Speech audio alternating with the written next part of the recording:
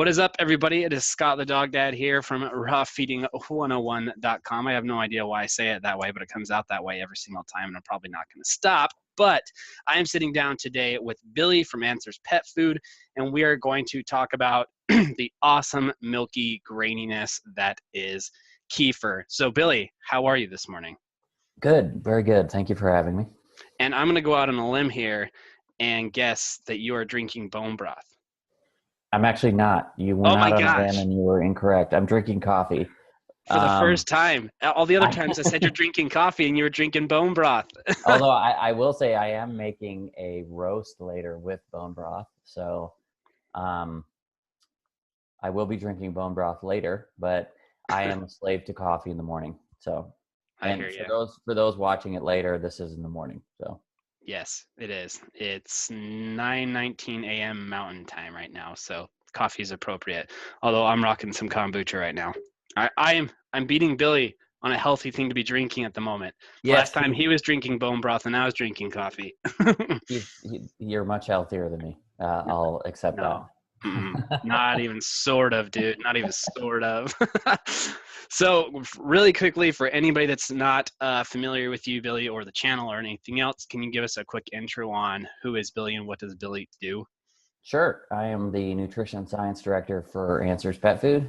We make fermented raw pet food, which I think is, kind of what we're going to talk about today a little bit, certain aspect of that. And I do many, many things for the company. I do R&D, I do product development, I do, messaging and work with our marketing person. I do all of the education, be it Answers Academy, which is our training program, be it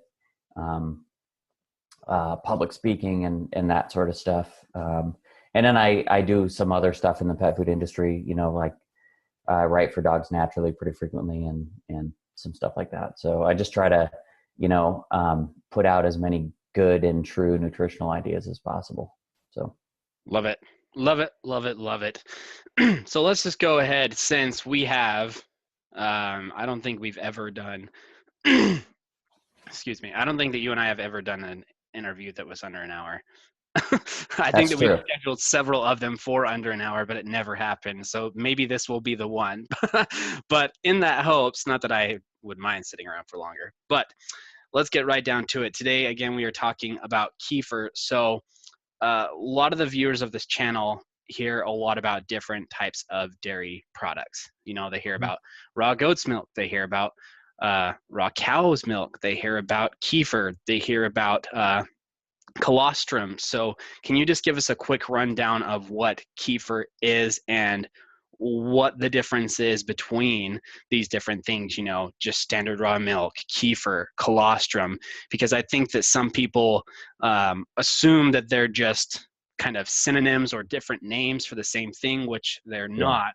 So can you go into that just a little bit, main basis of what is kefir and what's the difference between those things?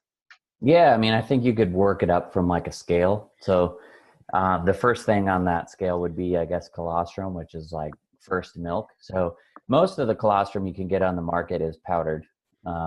So I'm not really a proponent of supplemental things. I'm not really a proponent of most of when you take liquid and turn it into powder. Right. People have to understand that. I think people sort of think to themselves, like, if the word raw is attached to it, that it's actually raw. Taking a liquid and turning it into a powder is not a process that keeps food in a raw food state necessarily. And that's what you're looking for when you're talking about milk. Now, there's also some ethical things that people typically talk about when they talk about colostrum, and if you're taking it away from, the baby and that kind of stuff. So, we don't necessarily sell colostrum. And so is that why, because of that concern? Well, there's two things. One, yes, we want our, baby goats and our baby cows to actually go ahead and to have that milk and be able to, those animals are on their mother's milk for an extended period of time. There's enough to go around when it comes to, producing our products. But then the second part is it's not really worth it, in my opinion. So colostrum is kind of, you could say, is like concentrated raw milk, but I wouldn't say that the health benefits of that far outweigh just doing raw milk generally. Like I am, you know, as you probably know, I'm one of the most anal people when it comes to feeding my own dog. And I wouldn't go, I mean, if I was, you know, I'm moving to Pennsylvania soon. And if somebody said, hey, we have this, you know, raw colostrum you can buy in a glass bottle and it's ethically raised, I would probably buy it, but I wouldn't go out of my way to find it because of the fact that, you know, I don't think that the benefit of that is so much greater than just raw milk generally. So that's kind of what you get when you have colostrum. And then the second step to that would just be raw milk. That's raw cow's milk and raw goat milk or camel milk or whatever species you want. Here's the thing. They're all different species, so they have different nutrient profiles, but they're not that much different, right? Your you know, a female human's milk is not that much different than a goat's milk. I mean, there is some differences there. And you do get into a little bit of more of a difference when you're talking about maybe cow's milk versus goat's milk or something like that. But all of those things are great to give to your dog or cat. So another thing that people generally think, they think like a lot of people I see, they'll say, I do goat's milk because it doesn't have any lactose. Goat's milk has just about as much lactose as cow's milk, right? What? So What? yeah, so I mean, lactose isn't really the problem. It's what, again, it goes back to the reason why you do what you do. It goes back to the food state, right? It goes back to, you know, what are those nutrients? What is the food state in regards to doing that? So both of those things are good for people and dogs and cats and all that. You want to drink A2 milk, which is kind of a big thing now, but it's very easy to avoid A1 milk. A1 is essentially, there's something in milk called casein.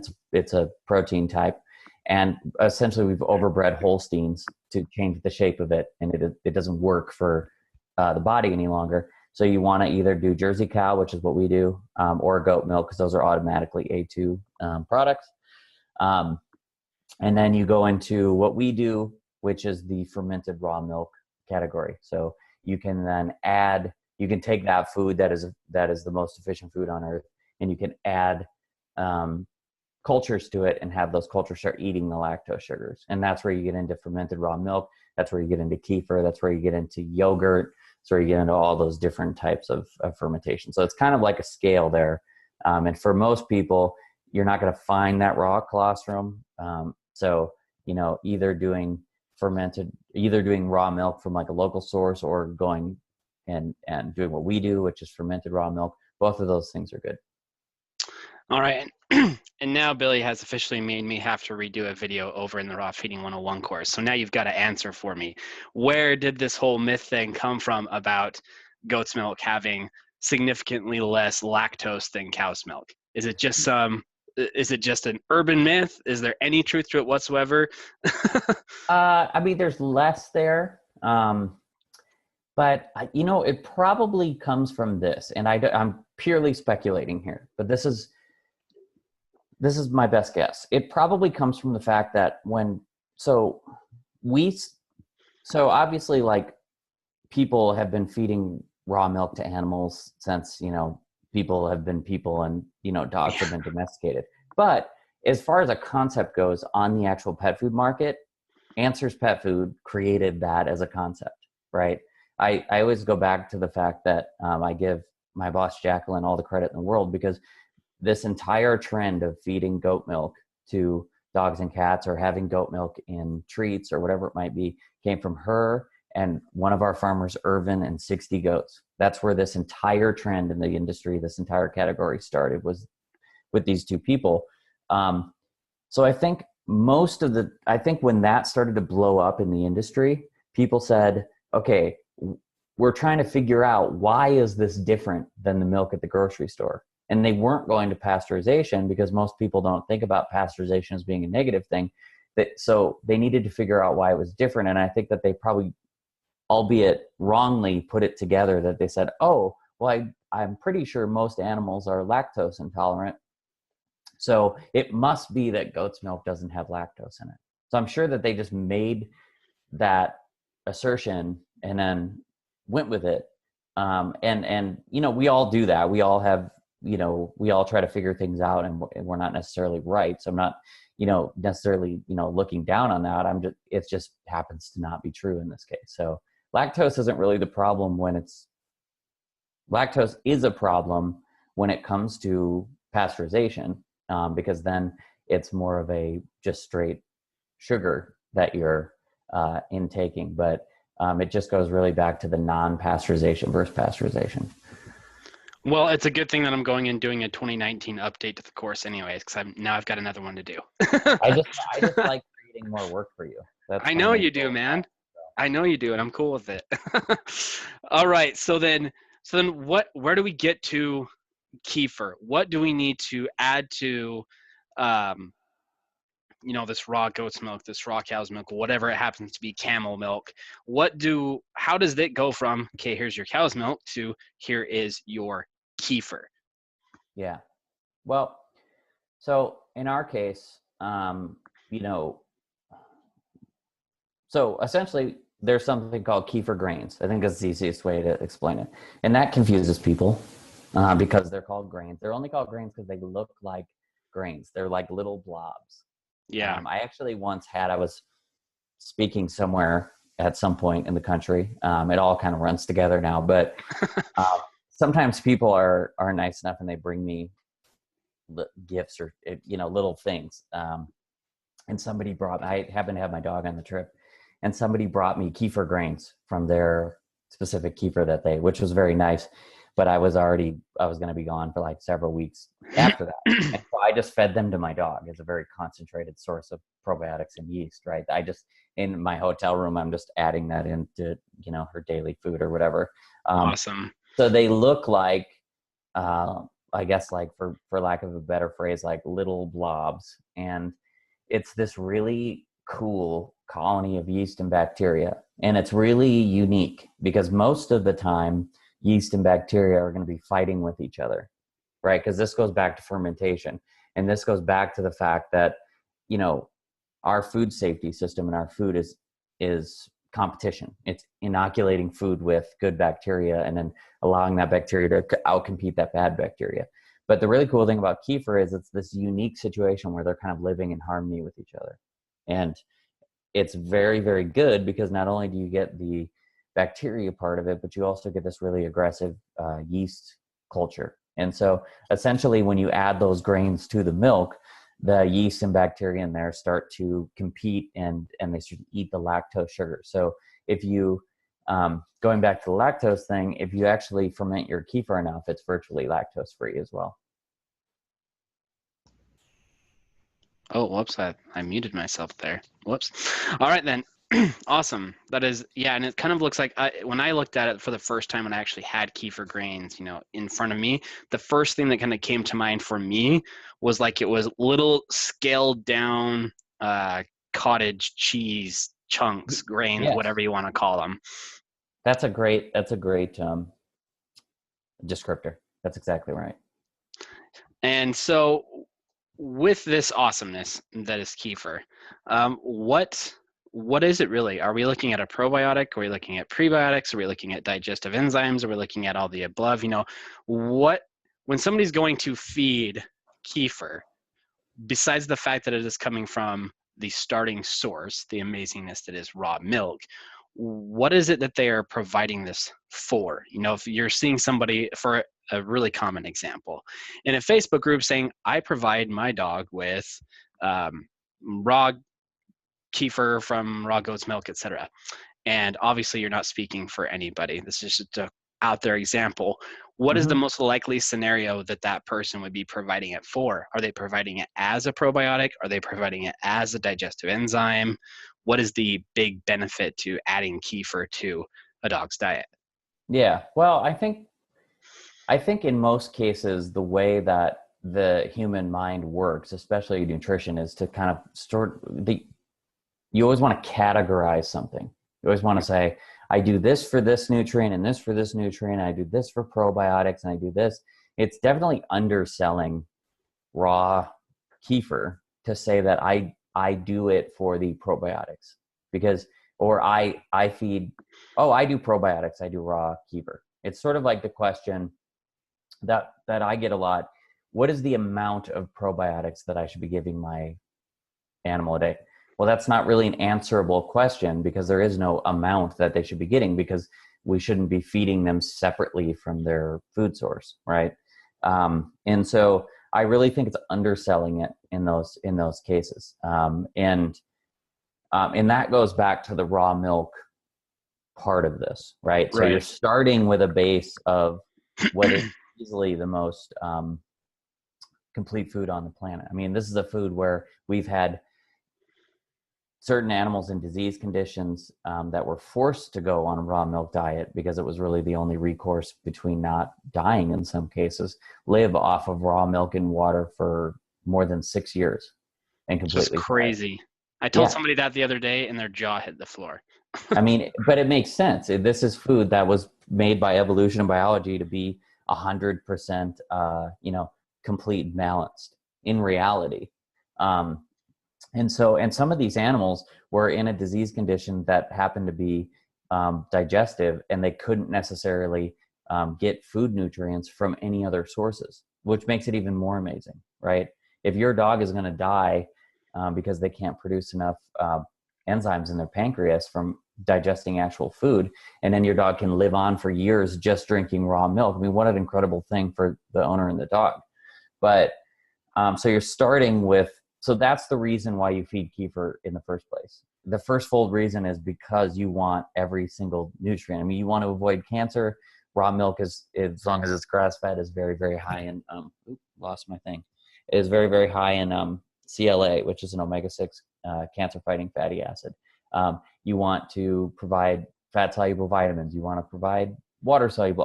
All these things are just in raw milk generally.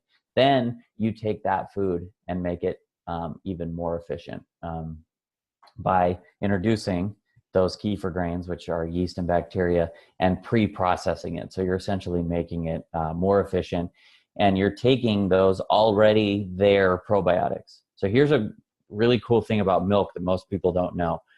1/3 of milk is not digestible by your dog or cat. Most people would say that doesn't make any sense if it's made to be food. Well, it actually makes even more sense, because 1/3 of it is digestible by itself. It's digestible by the bacteria that are in it. So it contains all the prebiotics that are necessary for the over 200 probiotic species that are already existent in it. So think about the fact that you're already getting those 200 species. And then on top of that, you're fermenting it. And as long as you ferment it, well, I mean, in our own research and data that we find from our fermentation on our kefir, you're talking about, aside from all of those bacteria that are in there to begin with, you're talking about at least 10 billion probiotics per ounce and at least 1 billion good yeast cultures. So the second part of that is you get not only those probiotics in there, but you also get the yeast cultures. And that's really, really important for animals dealing with yeast issues, which is like every animal on earth at this point, every dog or cat in existence, because yeast is very resilient in the body, because it's very aggressive, right? It penetrates the cell. And so you need a equally as aggressive good form of yeast to protect the cell and to outpopulate that bad yeast. And that's why we've had so much success with animals who even went onto a raw diet and eliminated carbohydrates altogether, and still were dealing with a yeast issue, and it took that good yeast in there. And that's kind of, we just recently added it to our food as well in a small but effective dose, so we could get that yeast in there on a daily basis. So. And is this where the concept of people talking about providing brewer's yeast to their dogs comes from, is trying to out-combat the bad yeast with quote-unquote good yeast? Is that where this comes from? Because I've had people ask me about that before, and I've had to tell them I've never looked into this before, so I can't give you a good answer. I think probably, but I think it also has to do with like a good source of like B vitamins, like with like nutritional yeast and stuff. So I'm not 100% sure, but I'm pretty sure it's kind of both of those things. But again, you want your yeast to be alive and thriving beforehand. I mean, when you open up kefir and it's very thick and it's halfway between milk and yogurt and that kind of thing, it's because those bacteria are already living, and you want them to be in an environment where they can thrive in the gut. And they do obviously thrive in the gut in regards to colonizing the gut. I mean, that's what it's funny. There was a recent study that came out in regards to kefir colonizing the gut and showing a quality of life increase. And, when we see studies like that, I sent it to my one of my bosses, and her reaction was, duh. Because, I mean, clearly it does that, and we know that. But, sometimes for the average person who's not doing this on a daily basis or seeing these results, it's good to have more data. So I enjoy that, but we always try to be ahead of the curve, on some of those things. Yeah, I read the abstract of that study that you sent me, and I'm afraid that if I tried to read the real study, my brain would break. But yeah, it was kind of like, well, then that seems pretty straightforward. That, yeah, well, of course it's a good thing. Yeah, so. Exactly. And I want to take a second because we don't normally get to talk about the ins and outs of the lengths we specifically go to make, we came out with kefir like 4 years ago or something. For the longest time, we just had our fermented raw goat's milk, which is a different type of fermentation. But so we came out with this kefir, and one of the things we pride ourselves on is always getting better over the years. We made a formula change recently, and we've been doing that for 10 years because we always learn, and we always want to make the formula better. We want to get better in sourcing all those things. And our kefir is no different. So up to this point, all of our kefirs come from one herd of cows in Pennsylvania. We just started a second herd because we're actually doing some stuff with cheese now with that, and the popularity is growing with the kefir. But in our case specifically, we do something which I would consider very special, which is so our kefir is actually started by a guy named Steve, who actually makes our bone broth. He's just an incredible guy. When he makes our bone broths, he built what looks like a maple syrup shack, like from the Northeast, and he makes our broths in this shack. And it's he's just an incredible guy. He's the father-in-law to our main guy, Irvin, that I was talking about earlier. And so when we started making this kefir, we had Samuel, the guy whose cows it comes from, his Jersey cows, and he was sometimes losing the grains. So that's kind of like the bonus. If you get the carton with the grains in it, that's a good thing, right? If a blob comes out into your dog's, food, don't throw it away. No, exactly. But it's not good for him to be able to produce it that way, because if he loses them too many times, then we have to reorder them, and we want to kind of continue on with that. So eventually, we started having Steve start these batches. Now, when we wanted Steve to start them, I believe in its 2-gallon containers, and we said to ourselves, well, why don't we improve on this while we can have the opportunity here, since we're going to have someone else in on this process. So we actually order kefir grains from California, Pennsylvania, and Wisconsin, because kefir is, or your microbiome, or the cow's microbiome of yeast and bacteria, is your environment and your food that you eat, right? So a cow from California is going to, is going to have different microbiome than from Pennsylvania, than from Wisconsin. So you have different wild yeast in the area. You have all these different things. So we get all of our grains from those 3 different locations. We start them separately in 3 different containers, and then we get those thriving, and then we mix them together in all of the batches. So you get all of that yeast from different parts of the country. So that's how kind of ridiculous we are about the small things we can do to make this our kefir. I would argue the best kefir on the market. So I'm going to go ahead and suggest a permanent container change to say kefiroids instead of just kefir on it. Although that might get the wrong idea, but it kind of sounds like that's what you're making, is like the Superman version of kefir. Yeah, exactly right. And it's crazy because sometimes those batches, because he ferments those at 80 or 90 degrees, for 36 hours, he has to sometimes take like a giant stir stick and stir them because they get so thick. I've had, ones where you have to kind of take it out and spoon it because it gets so thick in terms of that. And so we're very, very proud of how we produce that and why. And, it's interesting because we've had it out for a long time and people are starting to kind of see the difference. But it always goes back to what you were talking about in the beginning, where whenever make any sort of post about our kefir, somebody inevitably says, well, I thought it was just supposed to be goat's milk. So there's a lot of education that still needs to happen, but it's a huge part of our yeast diet that we put out like a few weeks ago. And so for some animals, it's the only thing that keeps them from having, a yeast issue. And you guys recently, like a couple of days ago, did a video on Answers Academy, I believe that it is, on your new yeast protocol, right? Yes. And, one of those things that I always try to stress on those videos when we develop these diets, and we have actually a lot more coming, it's just a matter of time. We were talking about earlier, it's no one has time, and I get it. We're all adults and we're all super busy. I'd love to have more of those diets out now, but we also have to bake the food, so we will have them. But with our yeast protocol, I try to stress the fact that it's not going to be the easiest diet in the world, but we have to go where the evidence leads us. We have to go with what actually works best. Yeah. And so we go ahead and I kind of lay that out, and it's a very kefir heavy diet. But I will say the one thing that I'm sort of this year going to challenge more people to do, and I think this will go a long way in controlling yeast issues, is to do a milk diet once a week. And so there's kind of like and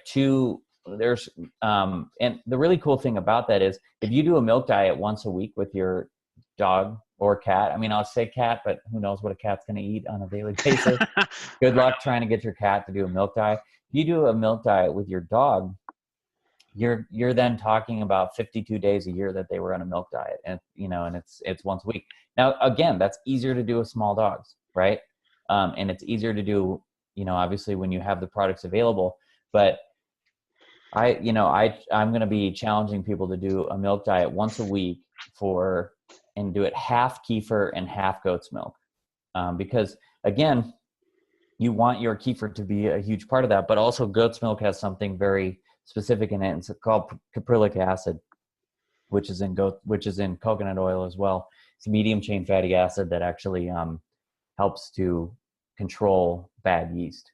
And so I think, a lot of people, even if they're just doing like a home raw diet, that kind of thing, I think milk kefir, specifically would be a great thing to put in daily to some degree, because to help with balance, going back to the nutrient part of it, to help with, inoculating that system every single day. Because keep in mind, we need to inoculate, re-inoculate, it's not as if we can be like, I gave probiotics and now my animal's stomach is good, right? I know I have to drink kombucha more than one time for sure. Exactly right. And that's another situation, by the way, kombucha, where that yeast and bacteria are living symbiotically. So that's another really good example of that. That's another video is what that is. Yeah, that's exactly right. And so not only that, but if you're dealing with a dog with a yeast issue, if you do that milk diet once a week, I think a lot of animals can get a lot of health benefits, based on that. So amazing. And what is it? Is this medium chain fatty acid that you were just talking about? Is this exclusively in goat's milk? Is this also in cow's milk, or is it again a goat's milk exclusive thing? That's a good question. Well, it's in coconut oil as well. It's the deal with it is a lot of these medium chain fatty acids, which is what are the reason, essentially the main reason why coconut oil is, considered so healthy, is because number one, they're saturated fats, which, are highly underrated when it comes to nutrition, right? We want a ton of saturated fat for hormone regulation, for cell reproduction. I mean, saturated fat is one of the best things. I eat a very high saturated fat diet in regards to that. But sorry, I just lost my train of thought because in my mind, I was like, I want to make a distinction. I don't necessarily, because I think people automatically go, oh, he eats a high fat diet, he eats a ketogenic diet. It doesn't have to be all or nothing. Ketogenic diets can be great, but it doesn't have to be all or nothing. So Billy eats Billy's diet. That's exactly right. I don't. I eat carbohydrates as well. So medium chain fatty acids. So interesting thing is they become famous in coconut oil, but a lot of those are actually named after goat breeds because they were actually discovered in goat's milk first. What? And so essentially you get a different type of saturated fat. So you will have some of those in cow's milk. However, they're just going to be more prevalent in goat's milk. Why? Just because they're a different species. And so you get a much, much higher amount in there. Most of the saturated fat in goat's milk is those different medium chain fatty acids, where in cow's milk, there's something called butterfat, which again is highly misunderstood and is incredibly healthy. And so you just get kind of a difference there. So that's where, the rotation comes into play amongst the fermentation as well. So you can get different nutrients in different ratios, but you can also get a different type of fermentation. So let's say, your listeners here can make their own kefir, and they can get goat's milk. Well, great. Let's say you make your raw cow's milk kefir and you feed that sometimes, and then you feed your straight raw goat's milk, or you want to do a different type of fermentation. The other thing that I would sort of suggest, and one of the reasons we use Jersey cow milk is very high in fat comparative to Holstein milk, definitely comparative to goat's milk. And what we find is that the Kefir grains survive better in a high fat environment. And are Holsteins the typical breed used for the vast majority of commercial milk production? Is that why we keep seeing them come up? Okay. The black and white cows. So Jersey cows are ridiculous. They look like if you drew a cartoon version of a girl cow, because they have super long eyelashes and they look really feminine. They're super adorable. And they're called toy cows because they're much smaller than Jersey cows. And so essentially what we do in America, or pretty much everywhere now, is we ruin food. And so what we did was we were like, oh, cool, cow's milk's good. Well, let's pasteurize it. Cool, cow's milk's good. Let's not only pasteurize it, but let's try to genetically enhance these cows and get them to produce as much milk as possible. And of course you run into issues. Like, why wouldn't you run into issues if that was happening? Which is very sad. I'm from Wisconsin, which is America's dairy land, which I will say is the coolest state motto, or the state title of any state. And on our license plate, we have like a little farm, and but it's also the land of Holsteins and pasteurized milk. So it's not, we've Are you saying you're conflicted, Billy? Yes. I do admit I eat a ridiculous amount of cheese curds when I visit home, be it fried or, regular squeaky variety. But when it comes to that, keep your milk, unpasteurized. Yeah, 100%. And we actually just found, because I haven't accomplished my 2019 mission of bringing answers to Utah County yet, we did finally find at least a organic raw milk source here in our area, which has been awesome, which has opened up all kinds of opportunities for us, which kind of leads me to my next question. You're talking about doing this once a week kefir/kefir milk diet. Now, if somebody wants to, can they feed a kefir along with a non-fermented milk, not not pasteurized, but just a raw milk? And additionally, or if not, can and how do people ferment this milk at home? Is it even feasible for them to do at home? Yeah, you can ferment it at home very easily. And the way I would do that, for most people. So the first thing is the raw milk diet would be great. So you don't have to ferment it at all. If you want to just add raw milk to your dog's food on a daily basis, if you want to do it a few times a week, if you want to do it, your milk diet once a week, if you want to do that, just do raw milk, and that's going to be ultimately very, very healthy for your dog. I always forget that, like, I don't have to mention cats because you're a dog dad. So no, mention them, dude. Yes, I can, and I do. So at any rate, you can do that. It better even than to ferment it, and it's so easy to do if you have your source. So the best way to do that is, the phrase for it sounds absolutely gross. It's called backslopping. Wait, what? The method by which you want to ferment your milk at home is called backslopping, which is ridiculous. Oh God. I'm gonna coin a phrase. I'm gonna make up my own phrase called, I don't know, re-inoculation or something. But something that sounds much more scientific and less gross. Yeah. So essentially, what you want to do is, and you only have to do this once, and because this is really going to be the easiest way to do this. The re-inoculation, right? Yeah, they'd be non-backslopping. So now I'm going to say it as many times as possible throughout this entire interview. Because the first time you do it is the only time you're really going to need to do this. So it's really as easy as long as your house is above 70 degrees at any given time, or you could put it next to something that's a little bit warmer.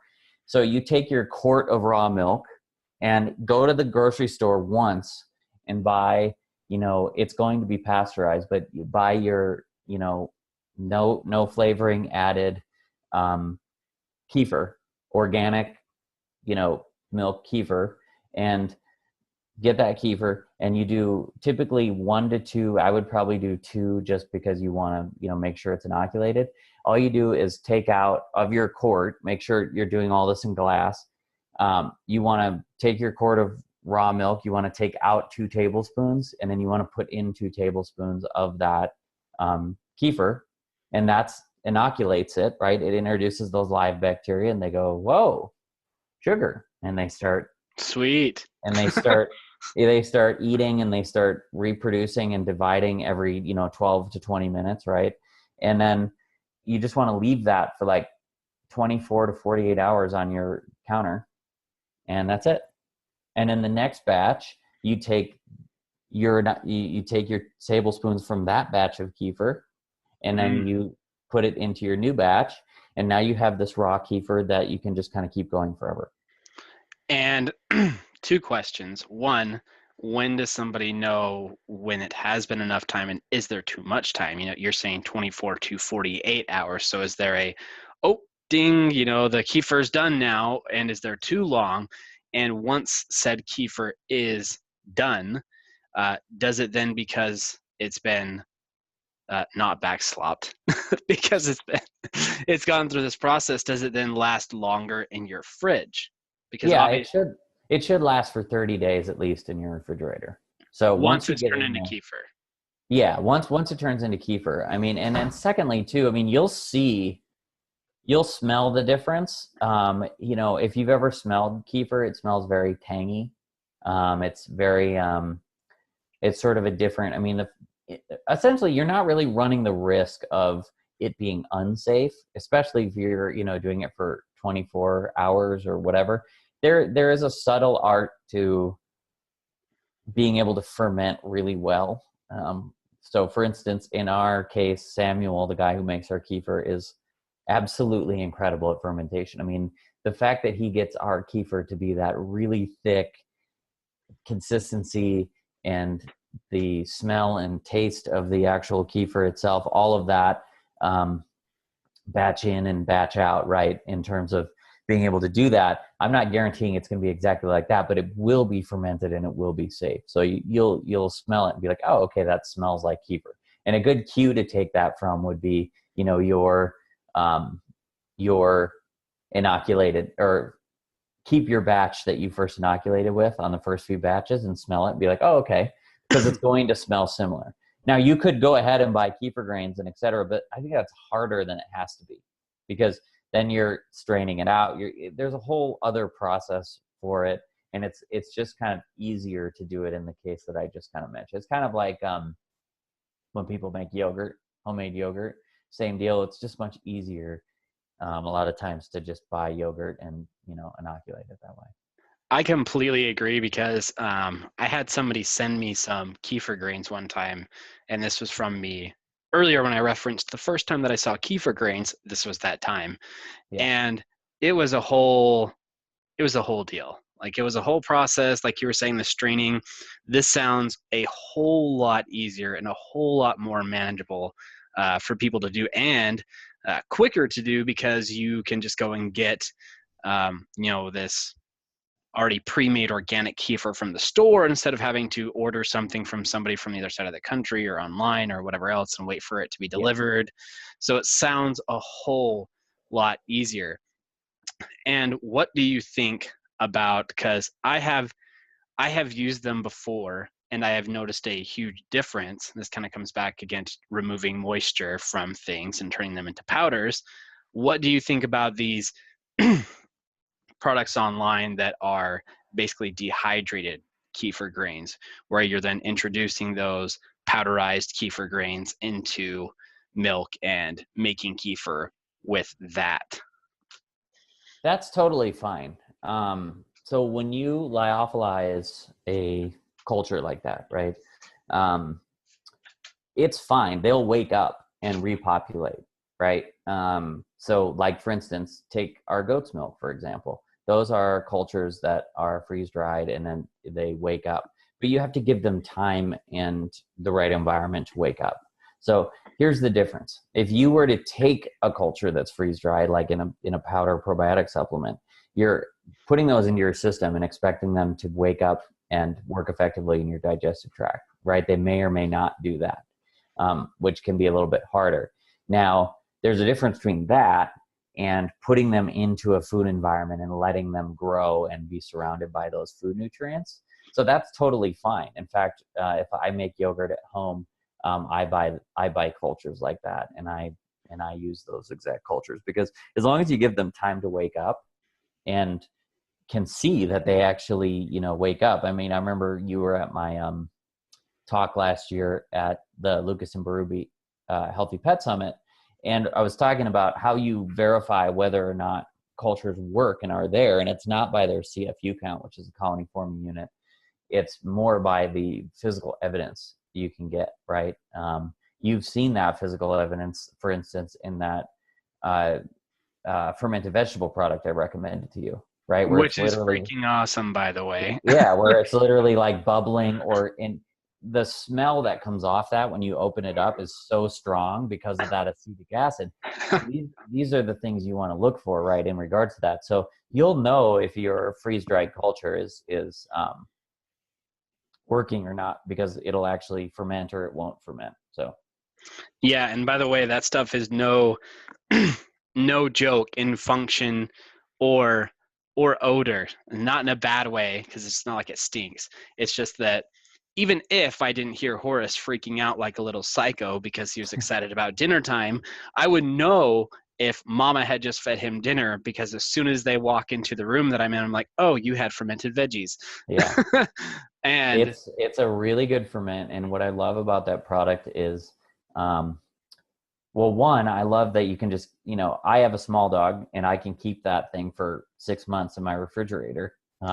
Imagine me feeding that 1/4 of a teaspoon of that per meal to my small dog, right? Dude. But the consistency so of it is like perfect for dogs, right? The consistency is not like, because sometimes with fermented vegetables, you get these long strings and you got to work with it. The fact that they grind it up like that is like absolutely perfect. And as far as I know, I mean, never say never, but I don't think, Answers Pet Food has any interest in releasing just fermented vegetables. So that product is definitely my recommended product. And I'm a little bit, it's funny because right now I can get it at my local Whole Foods, which is very convenient for me. Not to say that it's cheap for that reason, because I get it locally, but when I move to Philadelphia soon, I will be having to order that, same as you. So Yeah, and this round, because we do not have Lua-sized dogs here, we have two dogs that are probably like 10 Luas apiece.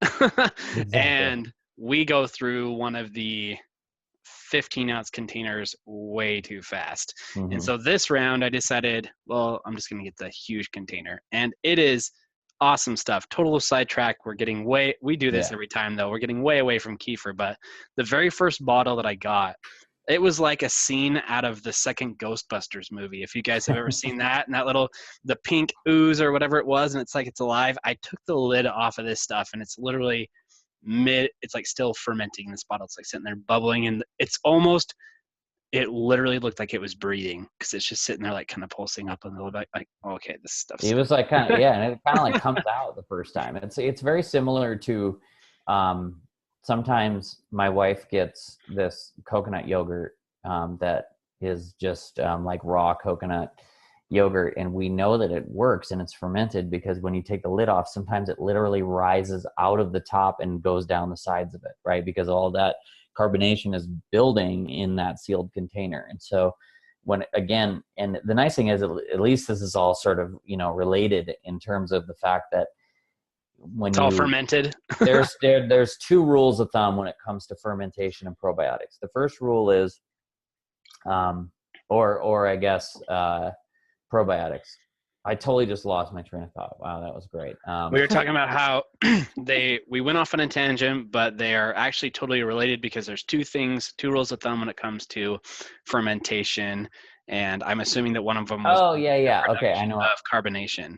I forgot the first part. So the first part is don't feed probiotics. Feed foods that naturally contain bacteria and probiotics, right? Golf clap. All raw foods are going to contain, bacteria and probiotics. However, you want to feed, in my recommendation is also feeding fermented foods because they're going to contain more because you're introducing those. And then the second part is don't judge your probiotics by the number of colony forming units necessarily, because then you're going to get into the practice of being like, well, this supplement says it has 2.8 and this, how much does this goat's milk have and what is the difference?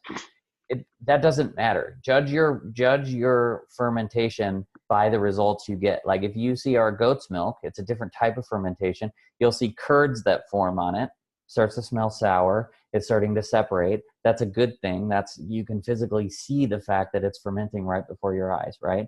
If you're feeding your vegetables, you can smell that acetic acid. If you're feeding your kombucha every day, when you open it, it's carbonated because those bacteria are breathing and they're in a small area. So the two rules of thumb are feed foods that contain probiotics and know that your probiotics are working not by the CFUs, but by the physical evidence that they present you. And I'm telling you guys, sense. Yeah, totally. And if from kind of a human side of this, if you're sitting there and you're the person that's having, like I was having digestive problems where, your stomach just seems like it hurts all the time, no matter what it is that you drank, did not drink, ate, did not eat, whatever, don't even bother going and looking at the 2 billion strains or 7 billion strains or 14 billion strain supplements on Walmart shelf or something like that. Just go and drink some kombucha. It tastes a lot better. It tastes a lot better. It is kind of an acquired taste. Sometimes people have to kind of get used to it. But here's my deal with that. I grew up drinking. Oddly enough, I grew up drinking a lot of diet soda. My mom would only buy diet soda, which I think is kind of funny. Also, another really funny thing about it was I was known. I don't know why, but most of the time she would put the box next to the refrigerator. So I was known in high school for being the house with warm soda. So I have friends that make fun of me because it was always warm diet Dr. Pepper. You're just fermenting the diet Dr. Pepper. So I grew up, wanting that fizzy beverage type, and kombucha has become a complete replacer for me. I mean, not only do I obviously brew it at home, but I also buy it, especially when I'm on the road. I make sure to drink a kombucha I take certain steps, but I make sure to drink 1 to 2 kombuchas a day because of the fact that you're putting your body through stress and you need to sort of re-inoculate your system. So for those people who, maybe drink too much beer or soda or whatever on a daily basis, kombucha can really hit the spot for that. I remember being so confused when we were at Super Zoo last year, and the very first, I think it was the very first thing that Kimberly said to you from keepthetailwagging.com, go and check it out. The very first thing that she said to you was, "Do you have your kombucha in your room?" And you're like, "Well, of course I do." I'm like, what? Why does Billy have kombucha in his room? Like, what? I'm so confused right now. But now I know. Now I know what's Well, going yeah, on. that's the first thing I do. Actually, I'm going to Global in like a week, and first thing I'm going to do is fly into Orlando and then go to Whole Foods and get enough of that. The thing that really creeps out the people in the hotel, I would think the people cleaning the room, is I eat raw egg yolks every day, and so talk about putting your money where your mouth is when it comes to raw feeding your animal. I eat raw egg yolks every day, and I'm putting all these eggshells in the garbage at the hotel, and I bet you these people are like, "There's nowhere to cook eggs. What is this?" They probably think that I put them in my hair or something like that, but every day there's like raw, there's eggshells in my garbage in the hotel, so hopefully people don't think I'm too weird. It's hilarious. And I still need some answers, Billy Scobie.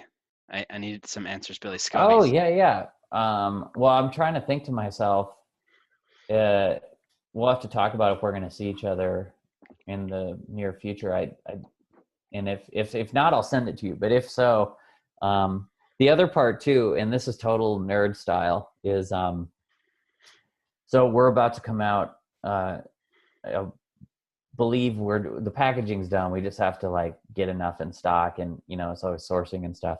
But we're about to come out with fermented raw chicken feet, and so the cool thing, I mean, they're going to be, so all the chicken feet, a lot of people don't know this, but the chicken feet you buy at the grocery store are white.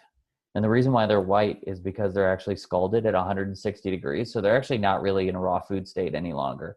And that's pretty much every chicken foot you can purchase in the market. I'm not saying they're inherently detrimental or anything, but we just, have a certain standard. So we got our chicken feet people to only cold wash them. So this will be the first I have a truly raw chicken one. foot guy.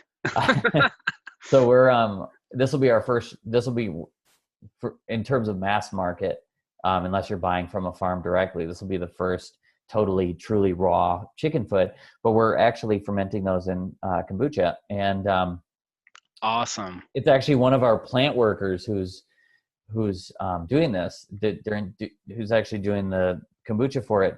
But I'm going to be going there soon, and I'm actually bringing my SCOBY. I made him do this. He was laughing at me.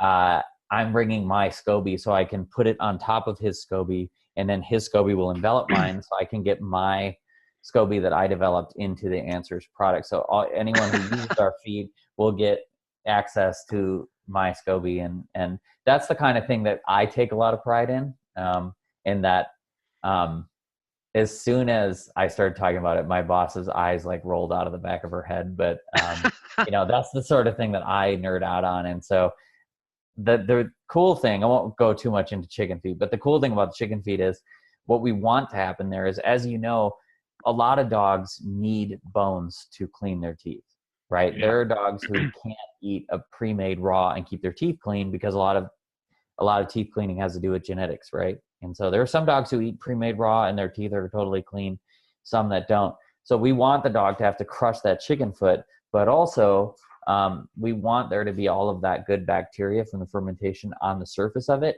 for that to get pushed into the gums as well. So that's kind of the one-two punch that we're going for there. I love it. And yeah, it's super different when you've actually, I need to figure out what the appropriate like PR word for this is, but butchered, processed, dispatched, whatever it is, your own chickens, and you're like, this is not what a chicken foot looks like at the store. Yes. It's so completely different, and that is true, and it will be ours will be a little bit more subdued because of the fermentation part, right? So it's not as if, because essentially what you find is they're a vibrant yellow, like they're super. Ours will be a little bit more subdued because of the fermentation, but we are taking that initially and just getting that through there. So it's one of those things where, and we're looking to, sort of increase that into some other bones as well. But we definitely, those should be out, I think, in the next few months. So hopefully, sorry, I know this isn't supposed to be a promotional video for chicken feet, but no, man, promote away. It is what it is. Promote away. I'm sure that there's somebody out there that needs it. I might, once I fulfill my mission of 2019 to get answers into Utah County, I'm actually trying to get my in-laws Shih Tzu transitioned over to raw food, and that might be the only kind of bone source that he can take advantage of. Oh, that's so. Well, I like that goal. So first of all, it's a great goal. It's great for my salary. No, I'm just kidding. But no, it's a good goal. And, that's the hard part is, your own family. That's the hardest part. And I've been, as dog dad, I've been dropping little hints for I shouldn't say years, because he's only been there for a couple of years, but it's like, hey, I know this guy who can teach you guys all this stuff. Mm-hmm. I can set up a one-on-one with him. He has a book, he's got a course, I know a guy. I can hook you guys up. And finally, just out of the blue one day, they were like, all right, we got to do this. I think he's getting fat. And I'm like, you think? And they'll never watch this video, so I know they won't feel bad about it. But yeah, no, I'm about that one. Family is the hardest to reach in regards to how you do it. And for me, I'm the youngest. I have a brother and sister, and I'm the youngest. And so I kind of, always see that. Although my parents do use the milk, so that was kind of a victory there. But aside from that, it's to them, I'm their son. I'm not, person who speaks at conferences. Not Billy from Answers. Yeah. So it's Billy. Yeah, exactly right. So it's a little bit, to them, I'm the person who, and I shouldn't say this, but I'm the person who in 7th grade asked them to call me Shark as a nickname. So I'm never going to hear the end of that. Now I'm going to have people coming up to me and saying, hey, Shark. So this moment, this sort of teenage defining moment where, I asked them, we're all sitting at family dinner, and I said, I want to be known as Shark, and just silence. And then they all just, so. I don't even know if I want to know why you suddenly wanted to be called Shark. That's just cool, man. It's just, imagine if Shark was your nickname. So please, people who are watching this, if you see me somewhere, don't call me Shark. Like, all I see right now is somebody at like another event at Global or something bringing you this shirt of like a guy that looks like a shark, but then he's just in your classic clothes. Just like this blue hoodie, white strings coming down, and it's like, this is Billy the Shark. Oh, hilarious. Yep, there we go. The whole video was worth that. So if anybody ever calls you Shark, you know that they are a Dog Dad's channel. Yes, exactly right. So that's not a challenge out there. So it's a challenge. Awesome. So is there anything that we have not covered about kefir that is worth mentioning? We've talked about what the difference between kefir is with other dairy products like straight raw milk and colostrum and so on, the different forms of kefir, whether it be just getting kefir yourself, making kefir at home, going through the fermentation process, getting the dehydrated grains. We've talked about awesome, crazy things that were named after goat species. What is there anything else that we haven't covered about kefir that crossed your mind before we did our video that we should mention? I don't think so. Just use it. It's if you have raw milk and you have raw kefir and you have these things and you're able to purchase them or make them or whatever you want to do, and you're not doing them, I really just think that you're doing your dog a disservice, because to me, and we make a food that is, complete and balanced or whatever, by legal standards. Raw dairy is such a concentrated source of nutrients that if you're not doing it, you're really, I think, doing your dog a disservice. So, even if it's just a little bit a day, or you want to do it every once in a while or whatever it might be, it goes a long way to making your dog's diet as complete as possible to inoculating with all that bacteria. So be it, local raw milk or Answers, fermented milk or whatever you can get your hands on. I highly recommend you utilize that. Yeah, I agree. And I'll probably keep thanking you for this forever. But introducing the concept of reproductive foods to me, and by extension, my audience, was a game changer. I've talked to people that had transitioned to raw foods, had a whole lot better situation going on with their pets than they had when they were on kibble or other traditional foods, and then started adding in other reproductive foods that they hadn't been adding before, like raw milk, like raw eggs, and notice huge differences. I'm like, what is the deal? Why is this such a big deal? I'm like, go watch this video with Billy. He'll tell you all about it, because I didn't get it until he told me about it. So I got to thank you for that. Yeah, you're welcome. Well, it's absolutely incredible. I would go as far to say this. I mean, dogs are carnivores, and the only thing more healthy than meat is eggs and milk, is reproductive foods. Those are two things that are, have a better, more complete more digestible protein profile, have more, vitamins. And the one thing you could maybe talk about more vitamins would be like organ meat or something like that. But eggs and milk are two sources that are easy and highly effective when it comes to, nutrition just generally. So. Especially when we talk about, milk, a little bit different story for some people, especially when it comes to places like New Jersey. Whole other topic, whole other video talking with Gregory about that on Wednesday, actually. Oh, cool. But when it comes to eggs, super available.